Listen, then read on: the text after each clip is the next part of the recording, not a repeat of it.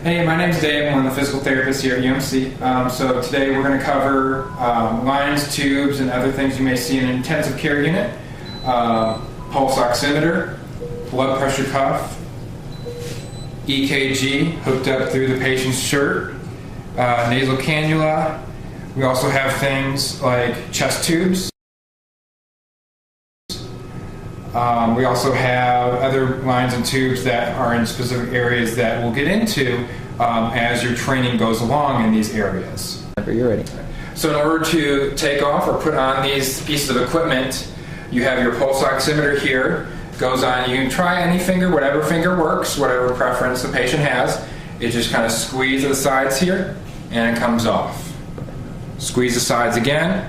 And you just put your finger back in there. You don't want your finger too far, and the sensor's right here, so you want it right over the nail bed to get the best signal possible for your pulse oximeter. Next, you have your blood pressure cuff. These are new blood pressure cuffs that we just received. It's as easy as a pop on and plug back on. Also, when you're applying it, you pull here. Make sure that you have your artery index marker right where you would have your brachial artery. And normally you'll have somebody else put it on, not them own their own selves, and put it on as tightly and snugly as possible.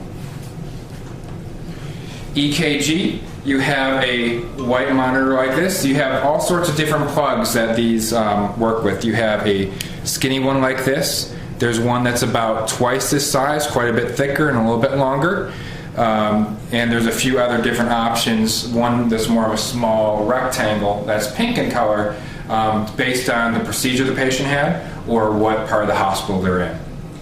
When you plug this in, you'll basically look for some markers. Unfortunately, this is one that does not have any markers on it, but you'll match it up with the markers that you have here and plug back in. When you do plug it back in, make sure your waves are looking good, everything's looking good, you have a good signal from everything. Up in our cardiac intensive care unit, we have portable heart monitors. A patient in CICU always needs to be hooked up to one of these monitors. So you can even unhook them and transfer it over to your portable monitor device. You have to make sure that this box is not only confirmed with the monitor text, but synced with the bed unit as well. So this is technically for CICU 5, but I'm able to hook this up to our CICU 1 room by talking with the monitor text. And then when switching it back over, it's easy as unplugging and plugging it back in. The portable monitors as well do have batteries in there. And for the pink rectangular options, there's a little attachment that comes to the top part here. To confirm if you have enough battery power in these, you're going to click both these buttons and you'll see an indicator light to tell you how full the battery is. It'll give you an audible signal that it's working. Our nasal cannula is just shaped just like this. So as it curves down, that curved part goes into the patient's nose. You can bring it up and over and around their ears. And then you secure it by pulling on this little piece of plastic right here up to the chin. You don't want to be pulling it so snugly it's creating dimples in the skin, but tight enough where it secures it in place. This is our monitor that we have in all of our intensive care units. These are just a few of the examples of things you may have in these units. We have up high here, we have our EKG. So the heart rate is 101. Here we normally have a reading. Unfortunately, this oxygen sensor doesn't work. If that's the case, we would need to let the nurse know immediately to make sure we keep track of the patient's blood oxygen levels. Occasionally you'll see right in this area right here other lines that may be attached to the patient, such as arterial lines, venous pressure lines, and other hookups like ICP monitors. Here you have the respiratory status, so how many breaths are taken per minute.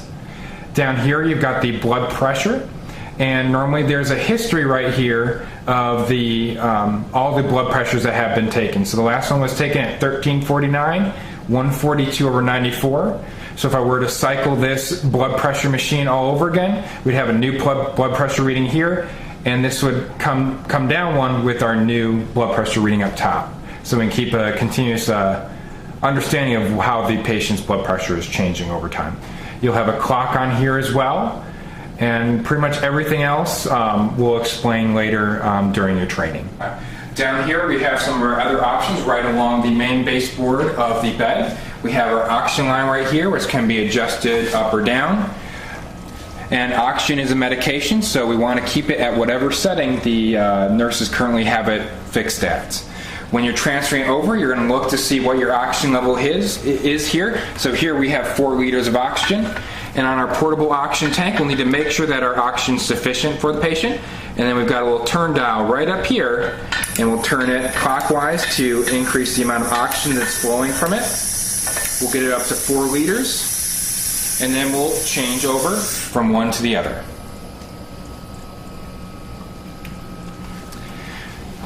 And then we can also change back as well.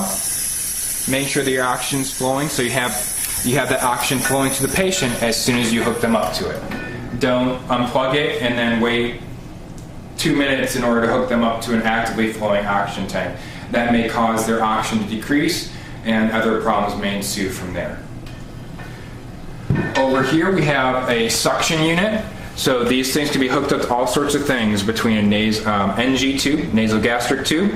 Also, they may be hooked up to chest tubes in order to make sure we keep the patient, remove any excess fluids that may be in their stomach or any extra fluids that may be in their chest cavity.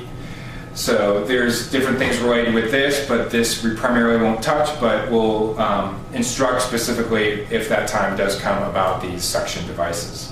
These are IV stands and our IV devices. There's a silence button right here in case you have it alerting and need to notify the nurse in the meantime to get somebody to address the issues. Typically you'll see right here in one of the areas here, it will say what exactly is going on with this patient, whether it's occluded, whether it's done with infusion, or whatever the issue may be. So these, when you have them, they'll have IVs hanging from them. They may be hooked up to the patient. You may have more than just 2. You may have 4, however many that they have in the room. You need to make sure that these are moved around carefully so we don't pull out an IV line. We also have our plug-in area station right back here, right up along the baseboard of the bed. Make sure that we bring it with us. Just going to unplug, and what you can do is carry it around with you. You can either hang it up top here or roll it.